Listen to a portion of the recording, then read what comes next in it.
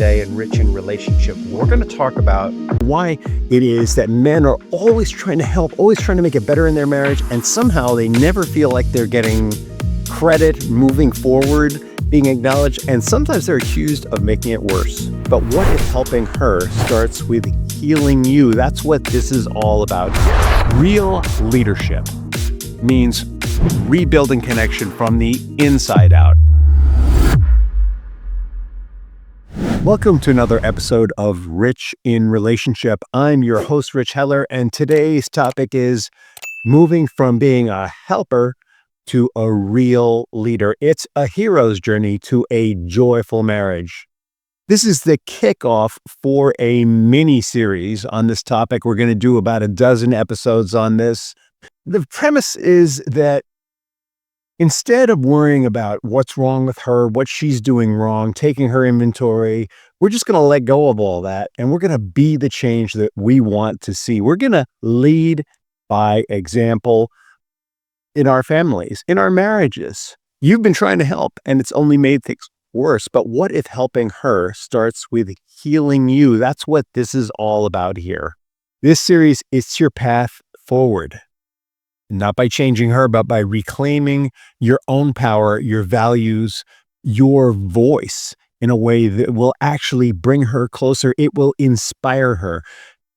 It's in essence taking the lead in restoring the friendship that your relationship is built on, restoring the romance that came out of that friendship, restoring the vision that the two of you share. And it starts with you. I am not saying that you're the problem.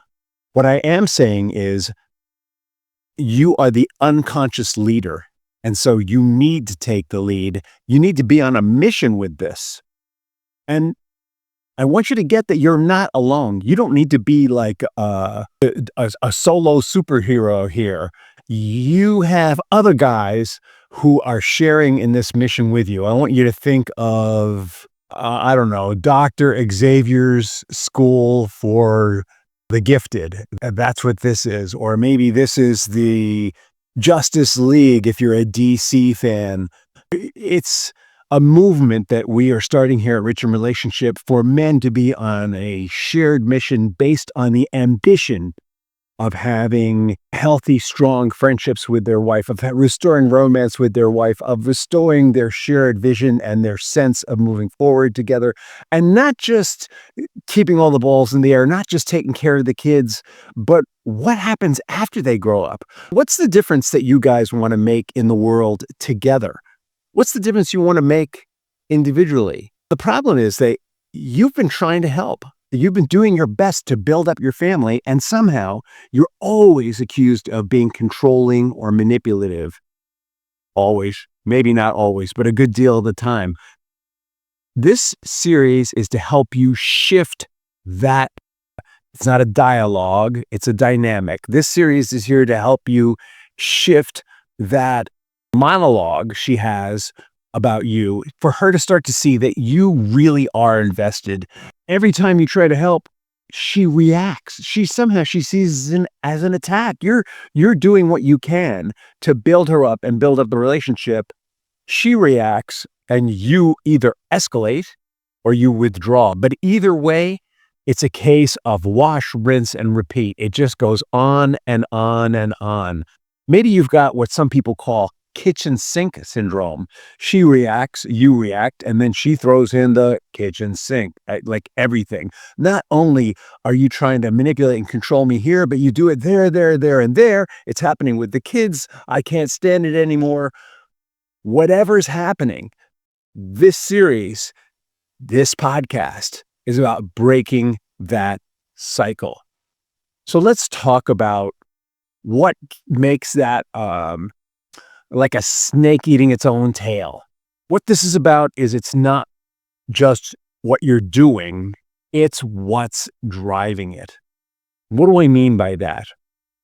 We all carry unconscious emotional patterns from our families, from where we grew up, And we all have strategies that worked at one time in another place that we're applying to our marriage that doesn't work now. And it's not that those strategies have ill intent. It's not that those strategies are meant to control or manipulate. It's that, or they might be, though. I'm not going to deny the possibility. That strategy isn't working for you here because the context that the strategy was developed in doesn't apply. Right? If you, my favorite example is if you were in a concentration camp, you would employ a completely different strategy for getting food than if you were living in a free society. And the reason is resources are scarce, it's competitive, you are under the oppression of another power. And in a free society, there's no oppression. In a free society, resources are abundant. And so the strategies are going to be completely different. So when we develop a strategy in our childhood or learn strategies for our parents or develop strategies at work and bring them home, they don't always work. So we're going to spend a lot of time taking that apart. And I want to emphasize here, it's not your fault that you have these strategies. It's not your fault that you're not sure how to interact with this woman that you love, that you care for, that you're committed to. It's not your fault that this is happening. You are replaying all the lessons that you were taught, and they're not working here because they don't apply to this situation. You've been fixing the surface. You've been trying to fix the surface problem by doing, but you haven't gone to the root. You haven't gotten to your story, your beliefs, and your triggers. And to your credit, neither has she. It's not all on you, but there's two ways that we can approach life. One is we can say, well, it's 50-50 and she's not going to do her part. I'm not going to do mine. Or the other way is we can say, this is life, and whether I'm with her or on my own, I am completely responsible for myself. And I'm going to do everything I can to continue to improve myself, to continue to grow myself, to do my best in every situation, to let go of old emotions and patterns that aren't working for me today.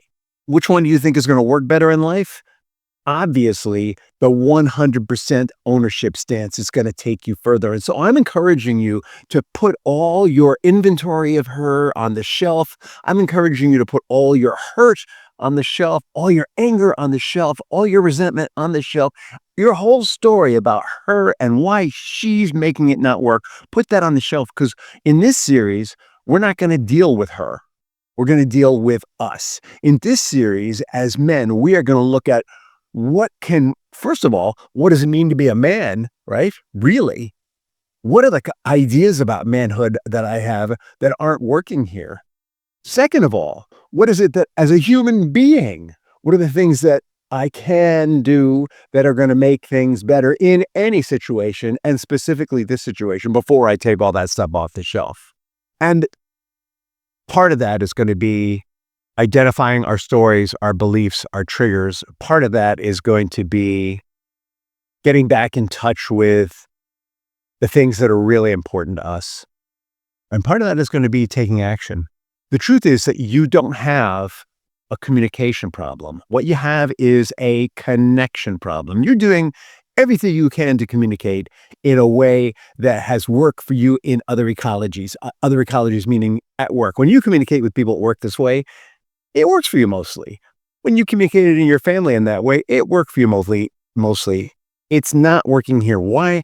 You got a connection problem. Now, part of it is that you've got a masculine way of approaching it versus her feminine way, or maybe it's reversed. Maybe she's adapted to culture as it now stands, and she's got a very masculine approach, and you've got a feminine approach because you grew up with a single mom, or because you have a lot of emotional intelligence. But either way, right, the connection's not happening because you're communicating in different ways. Either way, the connection's not happening because she's not hearing exactly what you're saying and vice versa.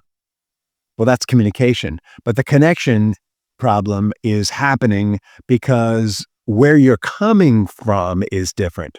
So if you're coming from a different place, you have trouble connecting, and that impacts communication too. You're trying to help her. You really are. She comes home and talks to you about work, or she talks to you about what's going on with the kids, or she talks to you about what's going on with her art, what's going on with her life, any aspect that's important to her. And you try to help her. You do. Like you listen, you can see where she needs to go.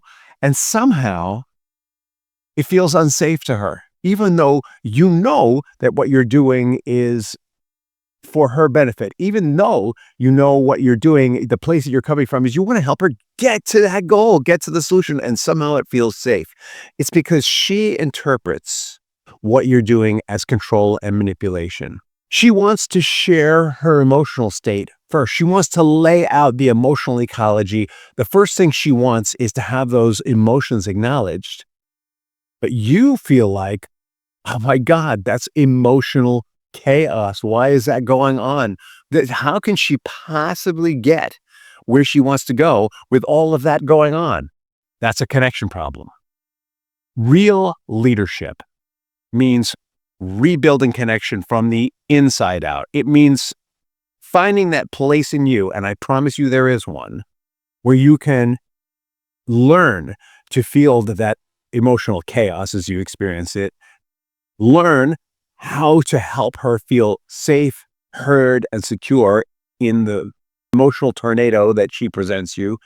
And when she's ready, if she's ready, you can offer help. Or the real strength might be to not offer help at all. So the path forward here is, as I've been saying, if we want to be leaders in the lives of our family members, we need to be leaders in our own lives first. Sometimes I know some of you guys are at jobs that feel like a dead end to you. You feel like you're not growing in those jobs. You feel like they're not challenging you. Some of you love your work and you go there because it's so much more fulfilling than your marriage seems to be at this time. Some of you are not sure how to be 100% parents alongside of her. One of the complaints I hear from women, from moms in particular, is that men tend to believe that child rearing is their area of expertise. Now, I'm going to tell you, just because a woman squeezes a child out doesn't mean she's automatically an expert. And there are strengths that we bring as husbands, men, and fathers that our children need from us that our wives cannot bring as effectively as we can. We have in child rearing our own area of parenting, child rearing expertise to bring that our children absolutely need. So some of you are ceding that over to your wife. Maybe she's taking it. Maybe she's holding on to it as this is the only thing I feel like is mine. Either way, we need to rebalance our relationship with ourselves, rebalance our relationship with our work, rebalance our relationship with our wives, rebalance our relationship with our children, rebalance our relationship with our families, rebalance our relationships with our wider culture in order to be successful in our marriage. Because the way that men's brains are wired, we tend to be very linear. It's what's driving her away, in fact. The linearness of your thinking and your brain structure is not very appealing when she's processing emotion, in the same way that the environmental or ecological way she explores emotion and every facet of emotion is a little scary for you and may drive you away a little.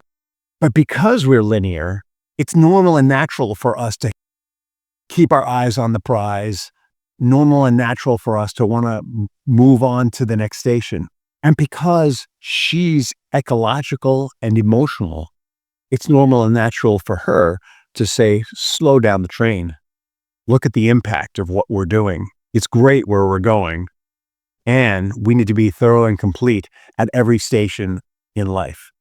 And right now in this station, you want to plow ahead. It feels like she's holding you back.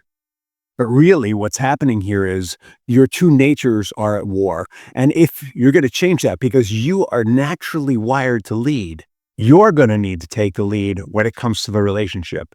She may be the expert in relationships, and we'll talk about that in other episodes. But in order for her expertise to comes to the forefront, you need to show her that you're invested, show her that you care. Just like when you were dating, when you were in love, you were all over it with her. She loved that.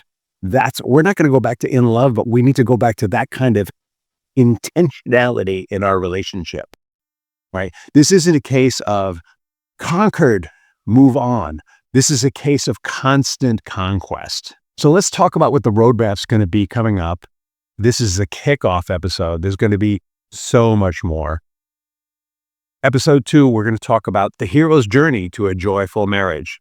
And it's the beginning of the self-exploration. We're going to take a look at our strengths. We're going to take a look at what are those old programs and how might we rewire them, let them go, whatever we need to do. How can we lean into our strengths and how can we let go of the things that are holding us back? In the episode after that, we're going to talk about what is the dream? What was the dream at work? What was the dream at marriage? What's the dream that you have for your children? What is the dream that you share together in life? What kind of man do you see yourself as becoming, or human being, if that suits you better? In the next 4, we're going to talk episode 4. In episode 4, we're going to talk about uncovering your core. We're going to talk about how to rediscover your values and your principles so that we can be proactive based on what's really important to us, not just reactive based on our conditioning or our emotional state. In the episode after that, once we've figured out our strengths and learn how to manage our weaknesses and we're clear on values and principles, we're going to talk about how to communicate without selling out, without being aggressive, without being manipulative or controlling, how to share your side of things in a way that she can receive, and how to take a stand without squashing her or pushing her or being fearful. The episode after that, negotiation without capitulation, right? How to negotiate without compromising those values, without compromising those principles that are so important. That would be like cutting off an arm or a leg. We're going to talk about leading with language in episode 7, the words that you need to build trust and emotional safety, because once you've got these other things down, now you can lay in a foundation of safety in your marriage. And that's going to be the beginning of true connection with your wife. Once you've worked through some of the mess inside yourself and you've learned to start communicating, you can now speak the language of love. The next episode after that, we're going to talk about how to share power, where she's going to lead, where you're going to lead. Episode after that is how you're going to become the anchor in your marriage, in yourself, in your life. We're going to talk about masculine energy in relationship, how you can work with your masculine energy, how you can recognize masculine energy in her. Masculine and feminine are not unique to men and women. We both carry them in us. And the last episode, we're going to talk about how to live in this new masculinity. And really what we're talking about here is, what does it mean to be a man in 2025? So many of us are floating around with ideas of manhood that were communicated to us in the 80s, 70s, the 1600s, if you're as old as some of the people I know. And all through this, I want you to get that you are not alone. The tendency amongst men is we feel like we are competing with one another for resources. Well, in this environment, we are not competing because we have our resources, we have our wives, we have our family. In this environment, what we are the 5 people that we most want to become are in this community. So instead of seeing this as competitive, I want you to see this as a fellowship, a partnership, a community of men who are helping each other stay sharp, a community of men who are helping each other stay focused, a community of men who are helping each other stay on purpose. Because the truth is, when you're on a journey of self-exploration, it's easy to cut corners if you don't have somebody else there looking from the outside in. The reason why we are where we are with our wives is we all get a little squirmy and comfortable where we are. While having a friend who is closer than a brother, a friend who will challenge us and who allows us to challenge him, is the way through that. Another way I heard this explained is we are all living in a box, and the instructions on how to get out are on the outside. And sometimes we need somebody else to read the instructions to us. That's what's happening here at Rich in Relationship. We are building a community of men who can read the instructions to one another so we can all get out and be free together. So what's my challenge to you today? My challenge to you today is think about what are the kind of men that you're spending time with now? What do you have in common with them really? And why do you spend time with them? And then think about, are they supporting you in building your strengths, or are they an escape valve? Are they supporting you in growing your life, or are they helping you in an individual area of growth, which is totally okay? And then think about, what kind of men do you want around you? What kind of men can support you in this journey to recover your sense of self, your sense of purpose, your partnership, the friendship in your marriage, the love in your marriage, the partnership and the safety? What kind of men would you like around you as you embark on this mission together? With that, I'm going to say have a wonderful day and an awesome tomorrow.